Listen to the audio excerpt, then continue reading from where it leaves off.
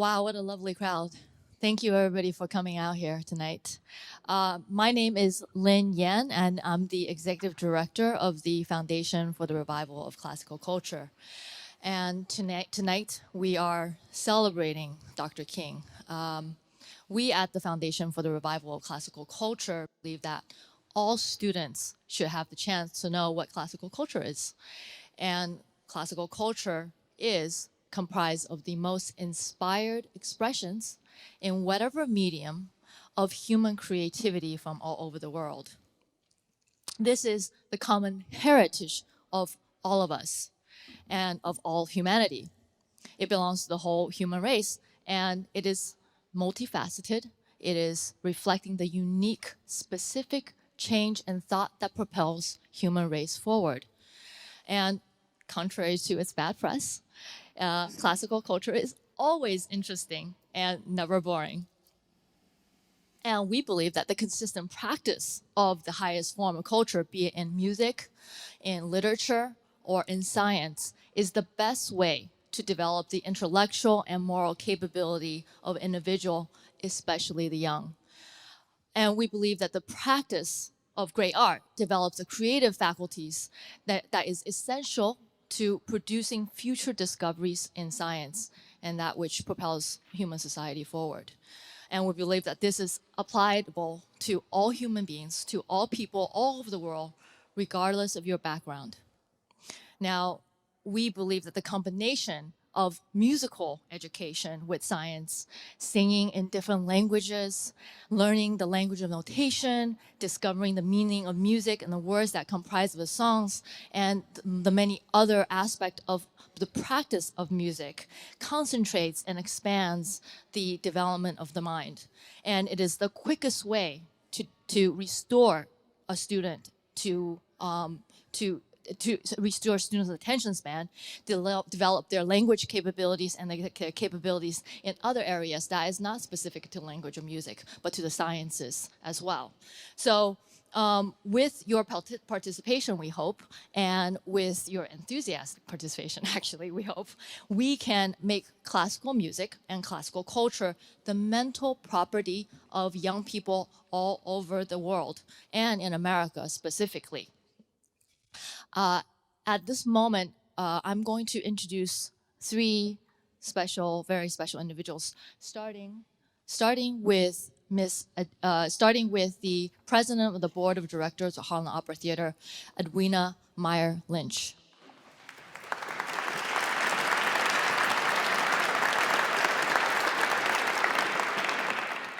Good evening, everyone. Along with the others who are here this evening from classical culture, from Schiller, I represent Harlem Opera Theater, and it is representative of this event, our working together to do something very special and in certain ways very personal to all of us. Thank you for being here this evening. Your presence means so very much. April 9th is etched in the heart, minds, and soul, really, of those of us who are old enough to be here and to observe the whole funeral process of a beloved leader who had been downed. It was as though for me, remembering back through tears, even today, that the world stood still, that time stood still. Not only for Black Americans, but for all Americans and for people around the world. In putting these words together this evening, I recall reading and hearing some of King's friends talk about how at the beginning, he really didn't want to do this when asked to make this kind of gross leadership. But just as with the prophets, Moses, Isaiah, Ezekiel, the others, when God chooses you to do something, you have no choice. He simply prepares you to move forward. And so it was with King. May the reflection we take together this evening serve to inspire and re-energize each and every one of us. I'm calling this the re-energizing station this evening. And I hope that by the end of this program, you are sent forth, not in sadness, but in love. Thank you.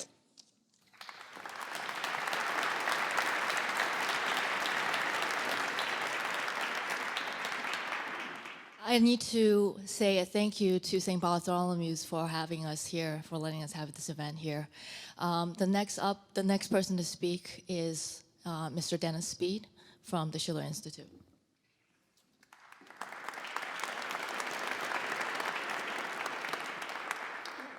Happy to have everybody here tonight. And I'm reading a statement from Helga Zepp-LaRouche, who is the founder of the Schiller Institute. And I have a second short statement from someone who brought us something just a few minutes ago. So the statement states, at the very moment when, due to China's new Silk Road Initiative, in which 140 nations are participating, the developing countries have the hope to overcome poverty and underdevelopment, as Martin Luther King was fighting for toward the end of his life. At this very moment, the proponents of war and the oligarchical system have launched a series of provocations which could have incalculable consequences. As you are assembled tonight, in the last hours, the danger of war, even thermonuclear war, has increased. The United Nations has been meeting for the past 2 days to discuss Syria.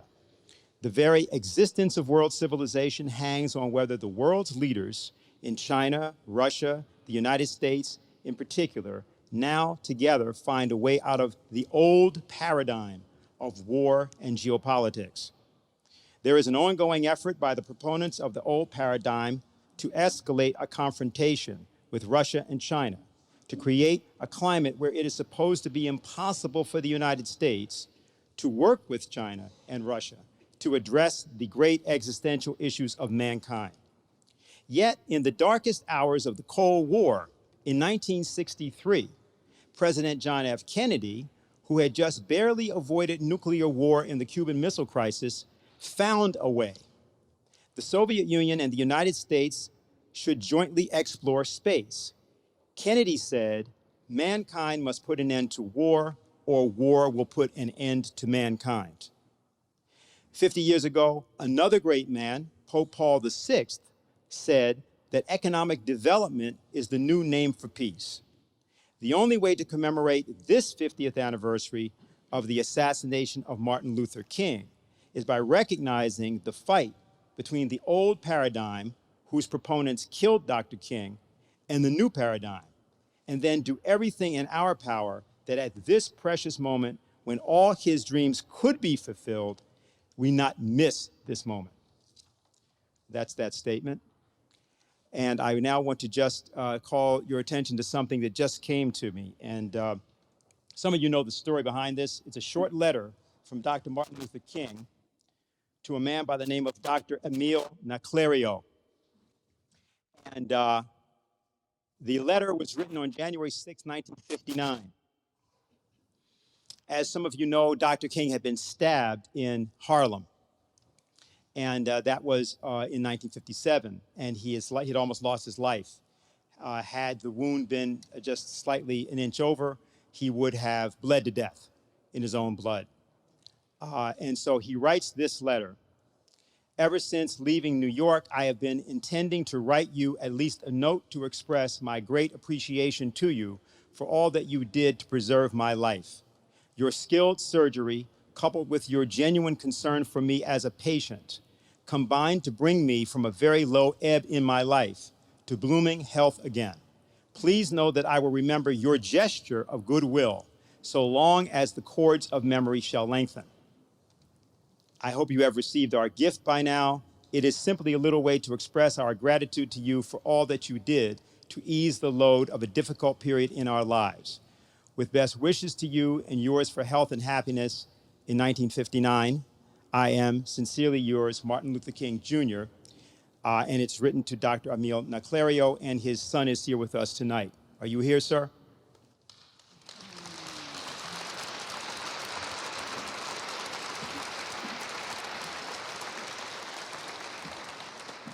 We recognize him and his father because had his father not done what he did, you would not be here commemorating Dr. Martin Luther King.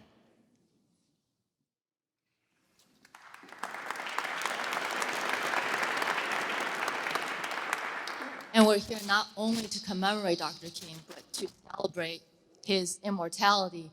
And for all of the young people in the audience, the reason for today's event is to bring Dr. King's nonviolence, his creative nonviolence, and what he stood for, which is economic justice and actual equality for all. Up next is Andrea King. She is a member of the St. Bartholomew's Peace Fellowship. She also studied with Dr. Bernard Lafayette at the Center for Nonviolence and Peace Studies. Now, Dr. Bernard Lafayette was a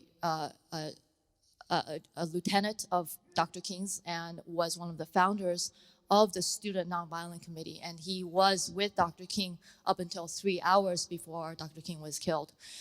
So, Andrea?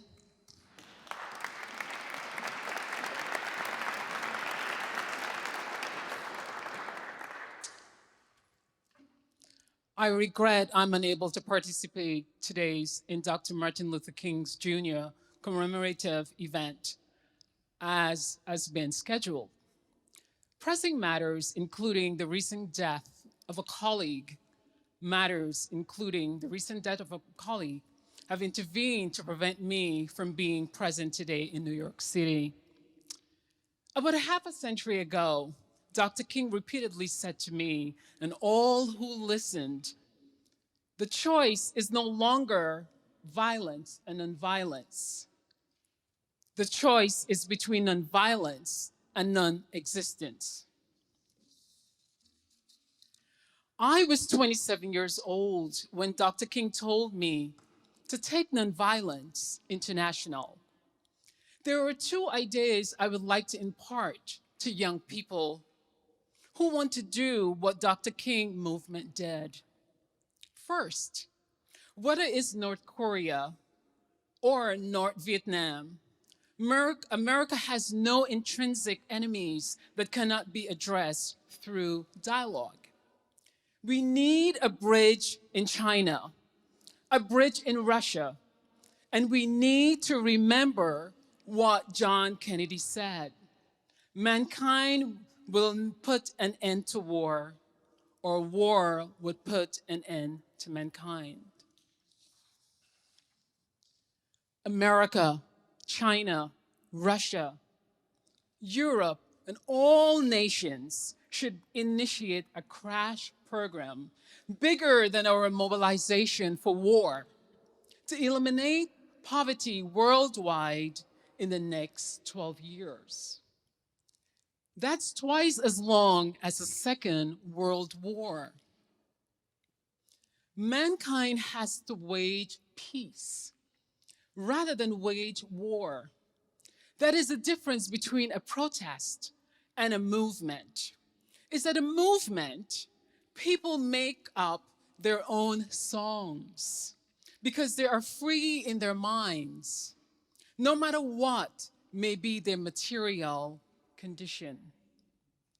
So I know what you're doing here today is what Doc would want people to do to commemorate him. Make a joyful noise for freedom. Thank you.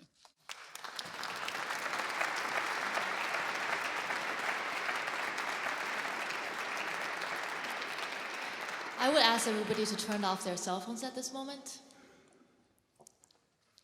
Okay, thank you.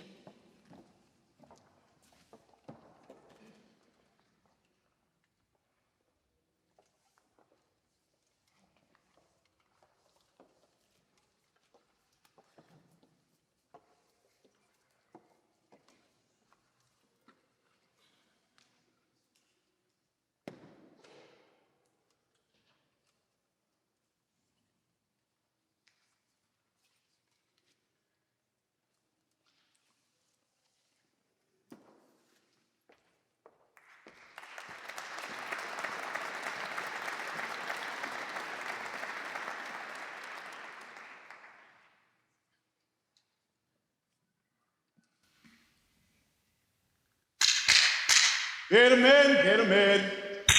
That sun is hot and plenty bright.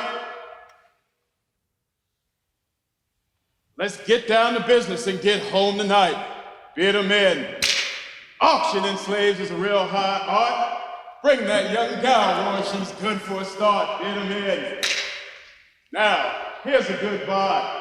About 15, her great-grandmammy was a die-homey queen. Just look at her face, she sure ain't homely. Like Sheba in the Bible, she's black and comely. Bid 'em in. Gonna start at 3. Now here 3. Step up, gents, take a good look, see, because I know you'll wonder once you've seen her.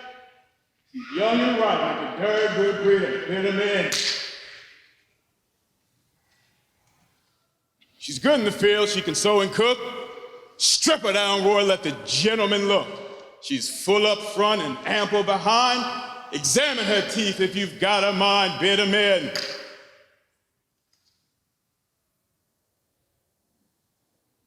Here's a bid of 3 from a guy who's thrifty. 325, can I hear 350? Your money ain't earning you much in the bank. Turn her around, boy, let them look at her flanks. Bid 'em in. 350's a bid. Can I hear 4? $400, she's a bargain for sure. 4's a bid. 450. 5. $500 now. Look alive. Bid 'em in, get 'em in. Don't mind those tears, that's one of her tricks. 550's bid. Can I get 6? She's healthy and strong and well equipped. Make a fine lady's maid when she's properly whipped. Bid 'em in. 6, 650. Don't be slow. 7 is the bid, gonna let her go. At 7, she's going. Going. Go. Pull her down, boy, bring the next one on. Bid 'em in, bid 'em in, bid 'em in.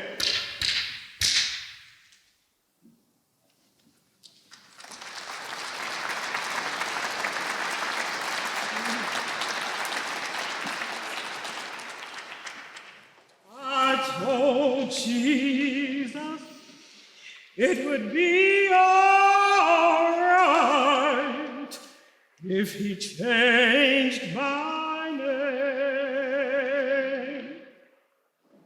I told Jesus it would be all right if he changed my name.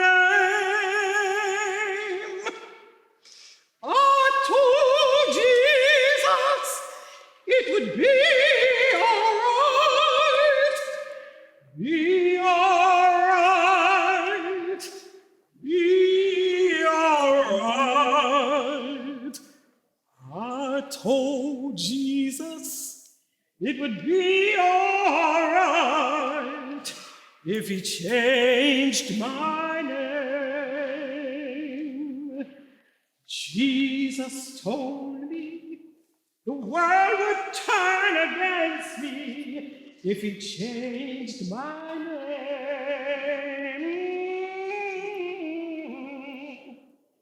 Jesus told me the world would turn against me if he changed my name. Changed my name.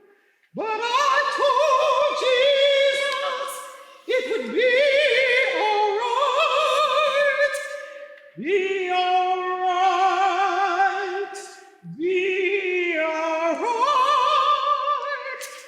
I told Jesus it would be all right if he changed my name.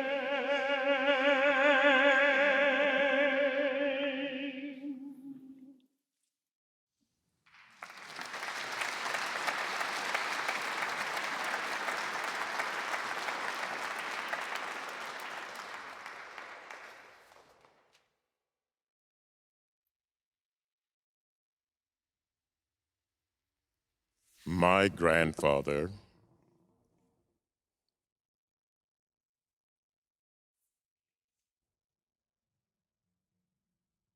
My grandfather was a slave sold for $500. He was owned by the Hutchison family in Virginia, and his name was Major ESTES.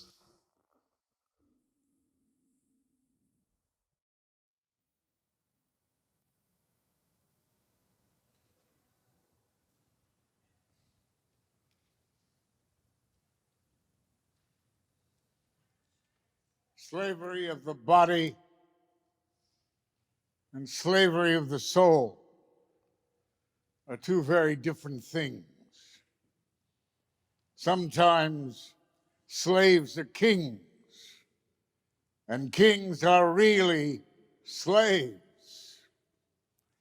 Sometimes slaves can change not only their names, but their destiny, and even all of history. If one man born a slave is sovereign over the power of his own mind, he can free a whole people.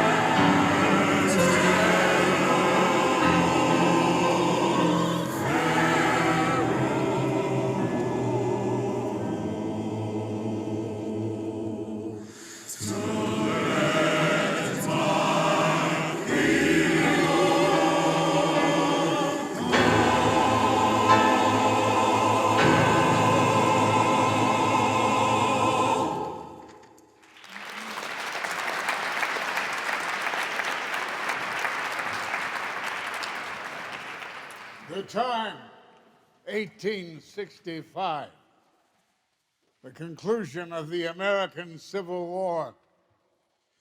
President Abraham Lincoln declares, if God wills that this war continue, until all the wealth piled by the bondman's 250 years of unrequited toil shall be sunk, and until every drop of blood drawn with the lash shall be paid by another drawn with the sword. As was said over 3,000 years ago, so still it must be said, the judgments of the Lord are true and righteous altogether.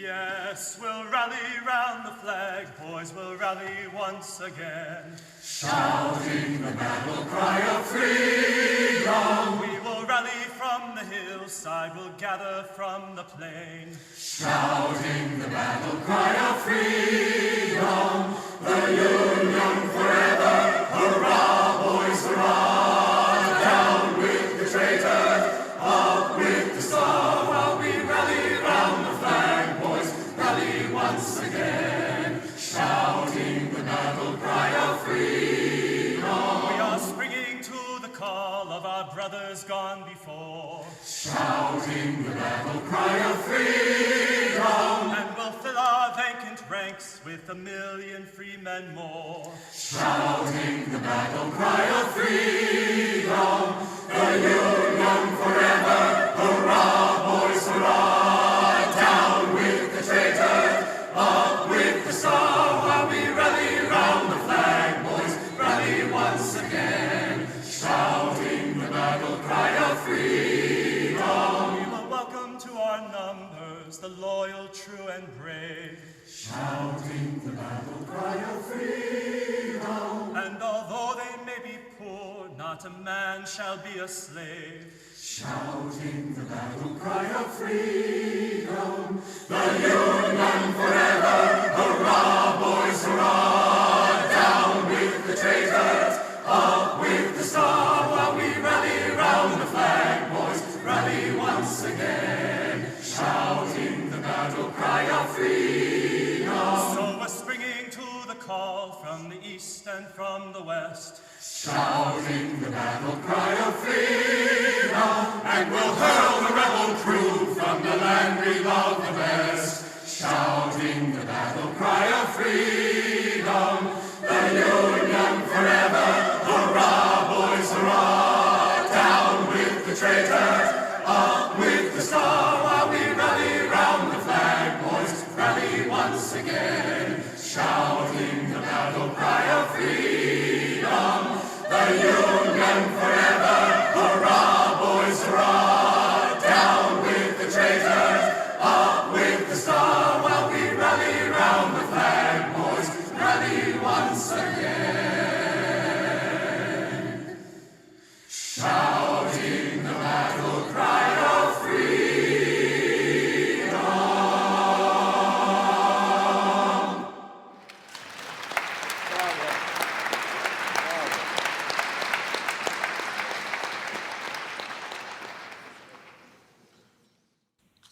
Frederick Douglass, born a slave, he freed himself through his mind. His writings, his speeches, his fire and passion, followed by the decree of Abraham Lincoln's 1863 Emancipation Proclamation, enlisted 180,000 African Americans, men, most of them former slaves, into the Union Army. A woman, Harriet Tubman, the Moses of her people. For 10 years, she made 19 trips south and liberated 300 on the Underground Railroad, and she never lost a passenger. In 1863, she led a June raid into the South on a Union gunboat. She sang, sang about emancipation, and 727 people, men, women, children, and babies, came out of bondage. Harriet Tubman said, "I had reasoned this out in my mind. There was one of two things that I had a right to, liberty or death. If I could not have one, I would have the other."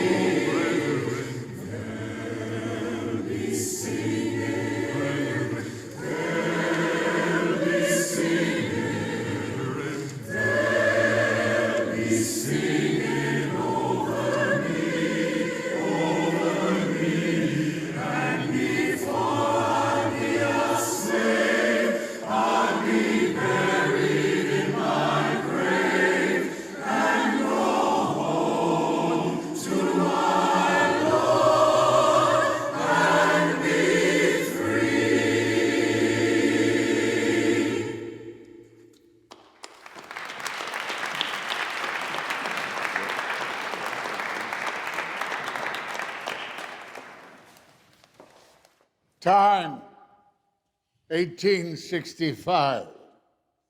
Lincoln is assassinated. Reconstruction fails.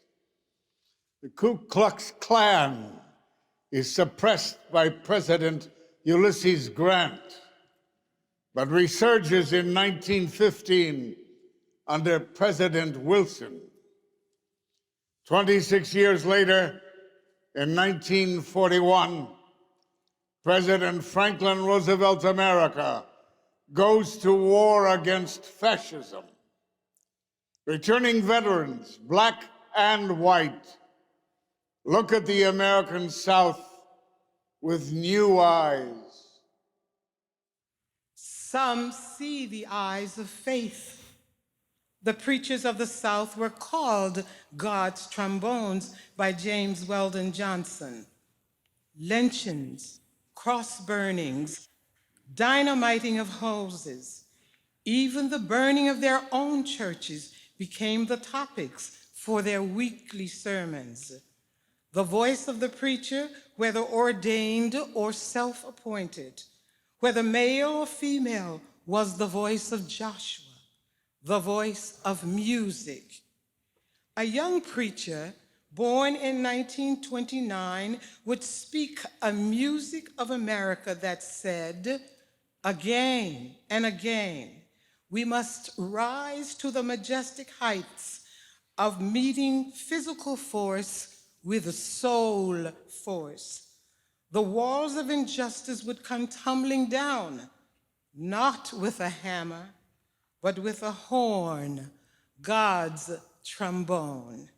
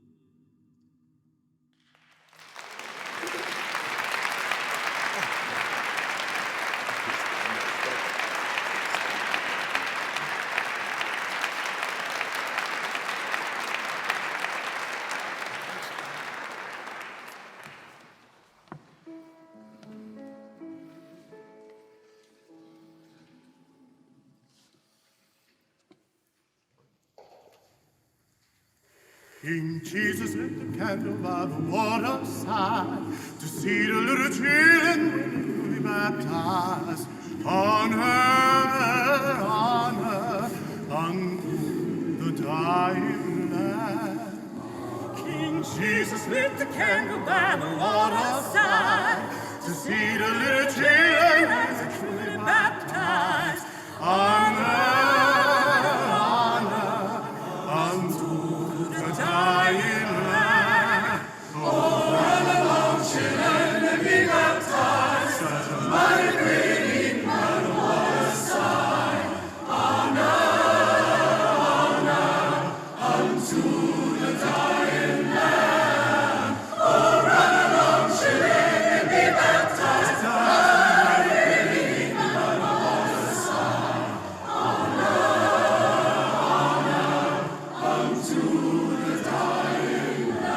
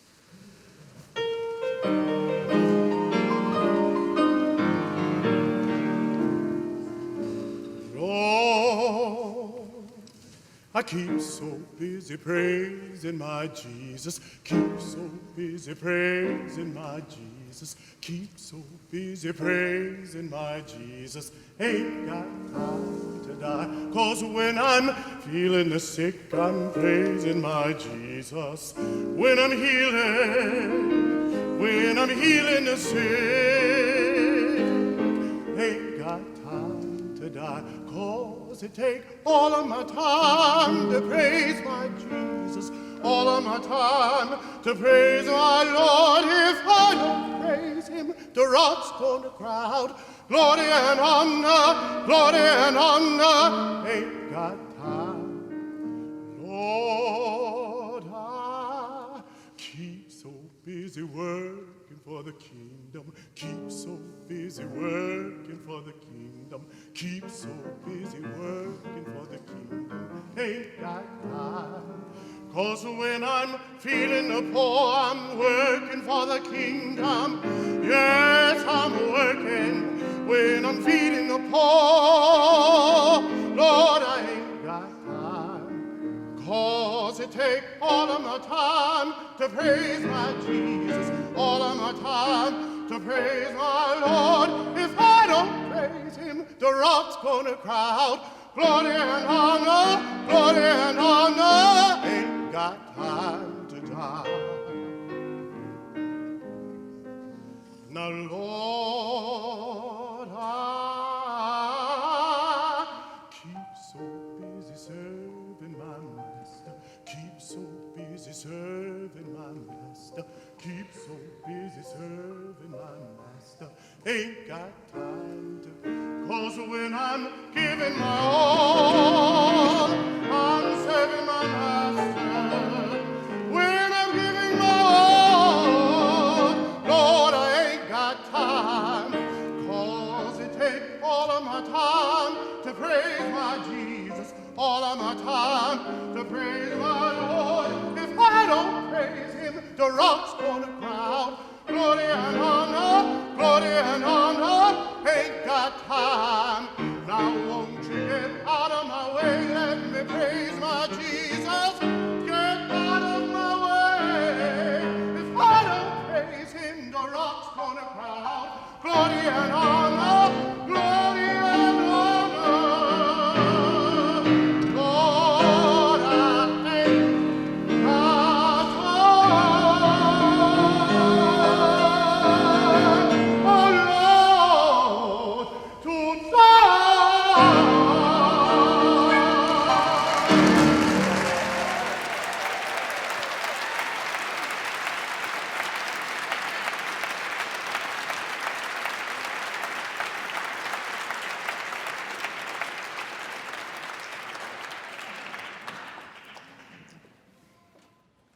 April 4th, 1967, Martin Luther King announces, I'm sorry,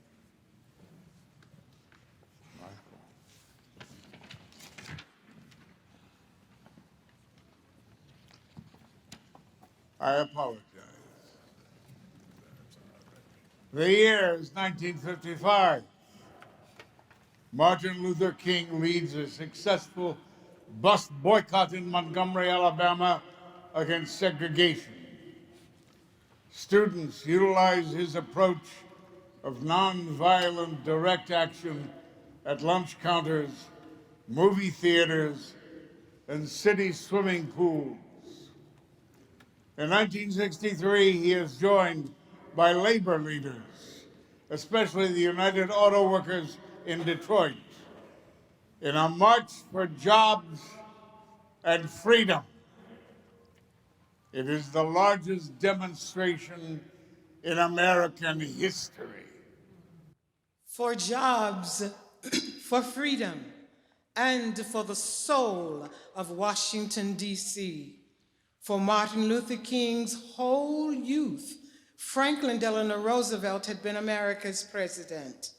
King knew that President John Kennedy could also cause the nation to remember its forgotten men and women. In the shadow of Lincoln, King came to proclaim the emancipation of America from not only the sin of slavery, but the sin of amnesia. Singer Mahalia Jackson, sensing the need, shouted out, "Tell him about the dream, Martin." King seized at the chance to sing to America about his dream, and the heart of America heard him.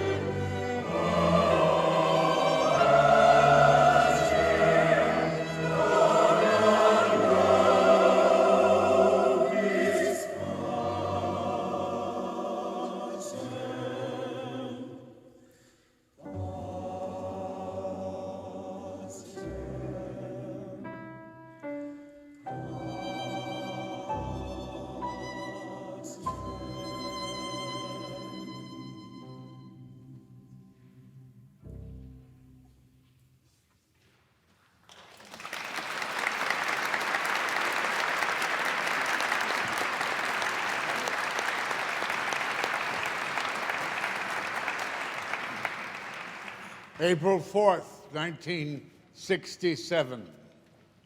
Martin Luther King announces his opposition to the American war in Vietnam. 1 year later, he will be killed in Memphis. He will be unpopular, bankrupt, and ignored. His nonviolence will be declared passé. Hoover, head of the FBI, will personally try to destroy him. He will walk in the valley of the shadow of death.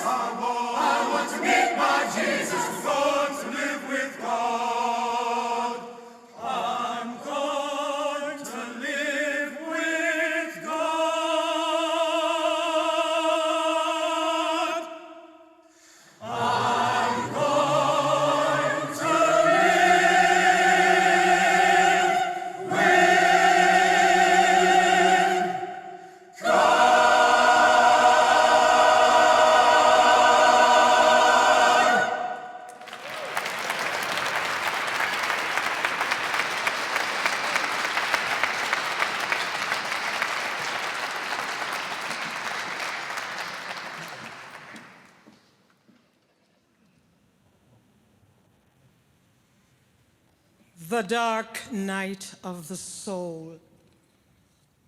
Does that mean to despair at the tribulations of life? Does it mean confusion about where things are headed or about the ultimate consequence of one's action? Perhaps it refers to that point reached, where the only light that shines is the inner light of truth, which in turn illuminates and reveals all the falsehoods that appear before it, no matter who says otherwise. In such intense light, all faults, including those of the seer himself, are revealed. But it is from that light, not from his faults, that the seer proceeds in his path of ascent to illumination and in his awesome mission to speak truth to power.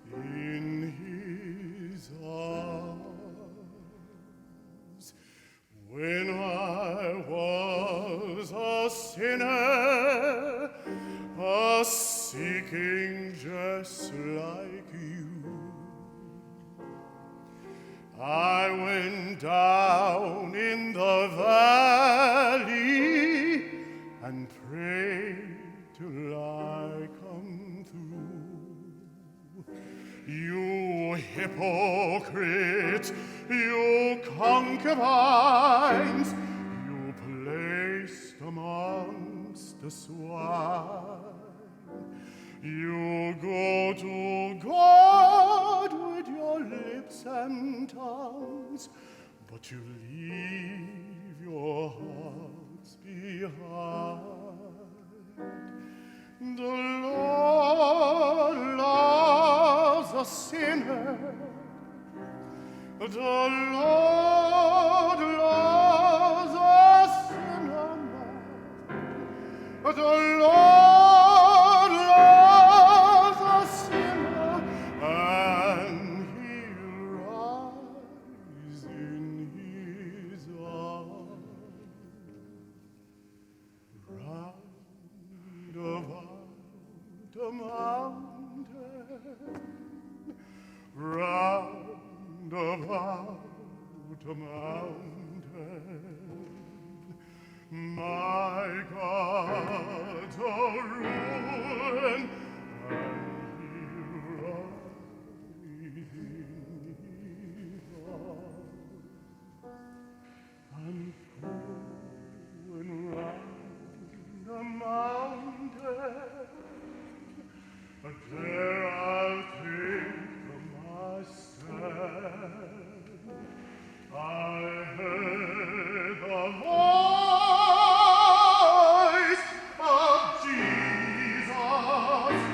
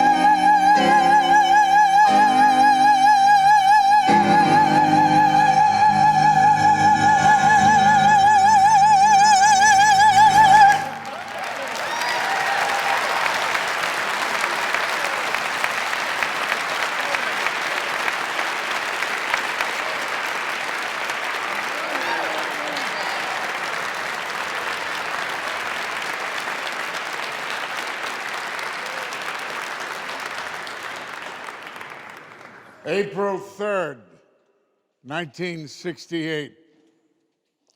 Despite his own intentions, at the urging of his close friend Ralph Abernathy, Martin Luther King comes to Bishop Mason Temple in Memphis to address a group of about 2,000 sanitation workers, the forgotten men and women, the insulted and injured.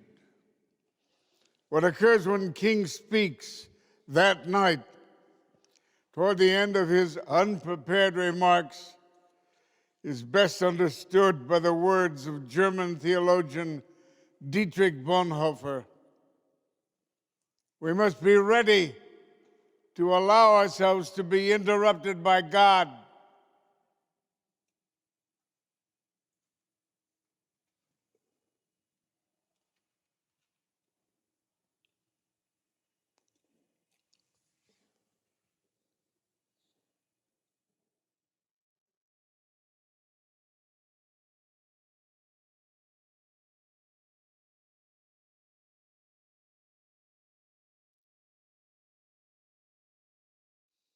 It really doesn't matter what happens now. I left Atlanta this morning, and as we got started on the plane, there were 6 of us. The pilot said over the public address system, "We are sorry for the delay, but we have Dr. Martin Luther King on the plane, and to be sure that all of the bags were checked, and to be sure that nothing would be wrong on the plane, we had to check out everything carefully, and we've had the plane protected and guarded all night."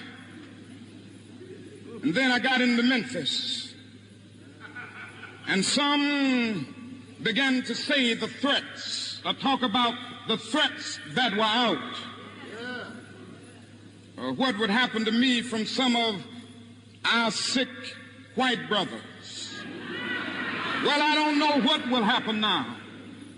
We've got some difficult days ahead. But it really doesn't matter with me now, because I've been to the mountaintop. I don't mind. Like anybody, I would like to live a long life. Longevity has its place. But I'm not concerned about that now.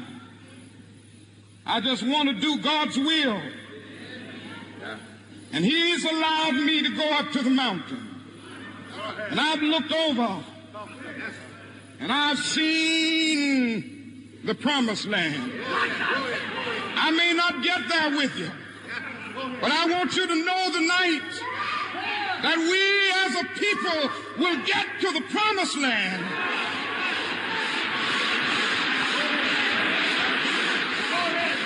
So I'm happy tonight. I'm not worried about anything. I'm not fearing any man. Mine eyes have seen the glory of the coming of the Lord.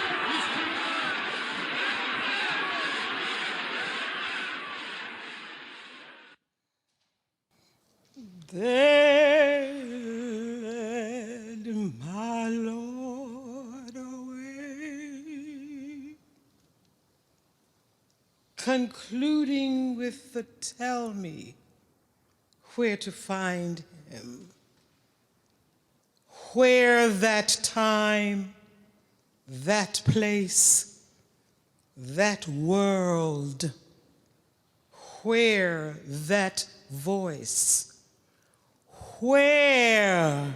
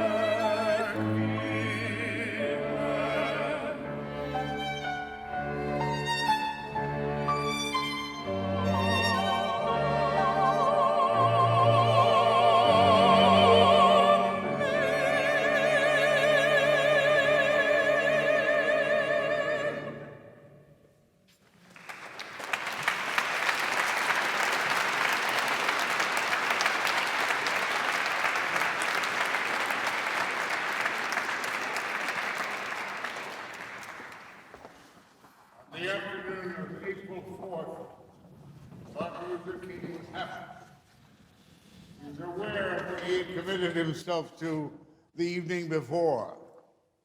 He'd been aware of it his whole adult life. As he said from above the mountaintop of his imagination, I know somehow that only when it is dark enough can you see the stars. The last words he spoke at 6:04 p.m. were to saxophonist Ben Branch. How are you, Ben? Make sure you play Precious Lord, Take My Hand in the meeting tonight. Play it real pretty.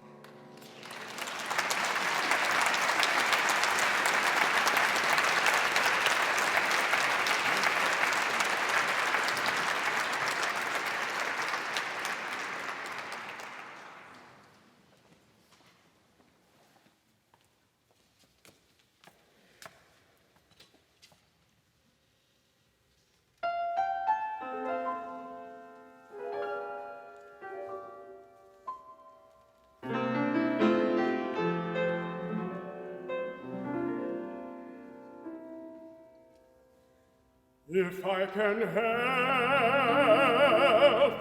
somebody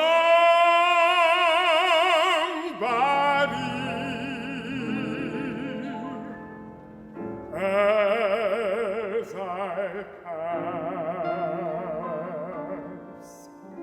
alone. If I can cheer somebody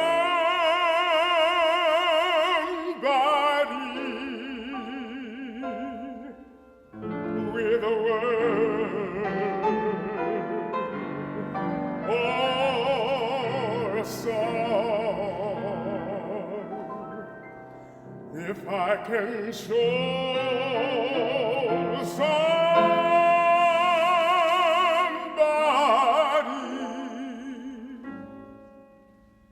he's traveling wrong,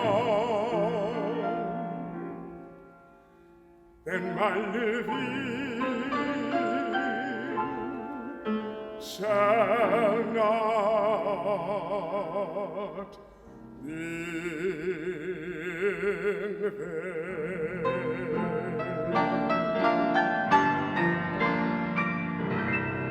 If I can do my duty as a Christian ought, if I can bring back beauty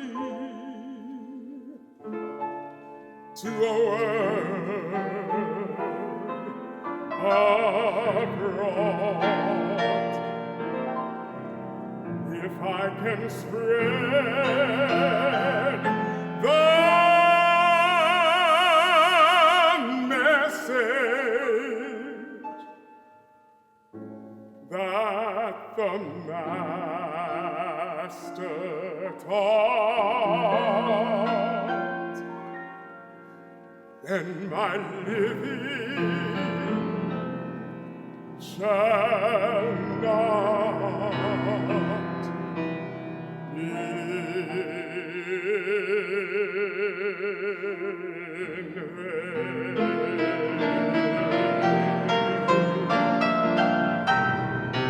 And my living shall not be in vain.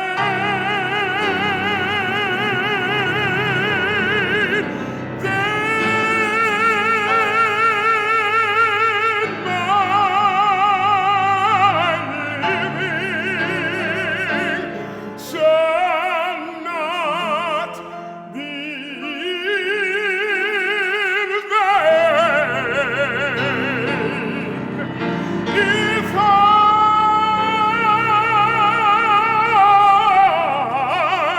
can help somebody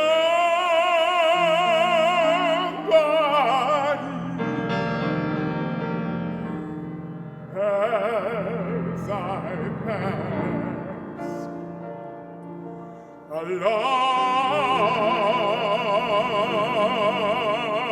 along, then my living shall not be in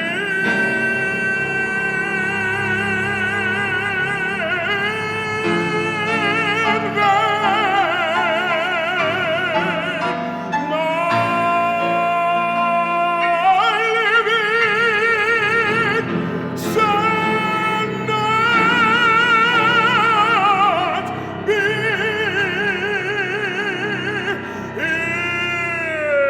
in vain.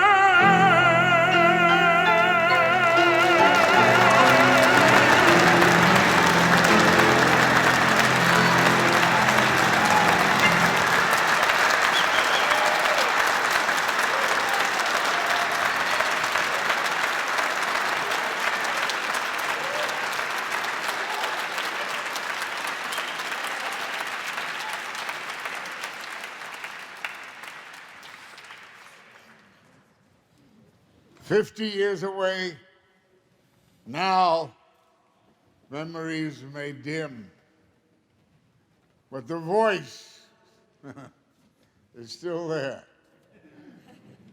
A century from now, all the participants in these events and these events will be dead. But Martin Luther King's voice will still be here, singing a song of freedom. While it has its liabilities, also has its advantages. Your song remains forever. And even if freedom should seem to sleep, that song need only be sung again for the singer to live in the mind and the voice of whoever next sings his song. Poet kings and philosopher kings are the true rulers of the promised land.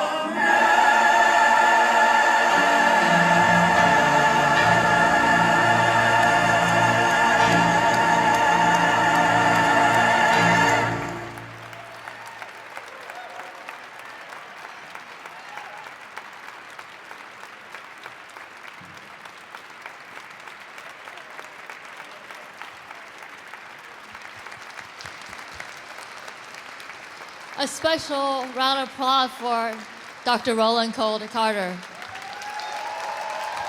For the chorus. For Diane Sayre, our other conductor, and John Sigerson. For Dr. Simon Estes, and especially for Mr. Ad ASNER, whom many of you didn't know, was actually sick in the hospital and insisted on being here.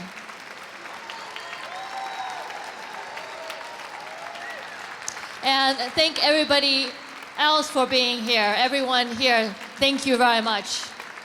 Oh, we have an insert for those who are interested in getting to know more and joining the foundation or joining the revival of classical culture. So for those who are interested, just put that in the back. Again, a round of applause to everyone, to the chorus, to the Schiller Institute chorus. Thank you all.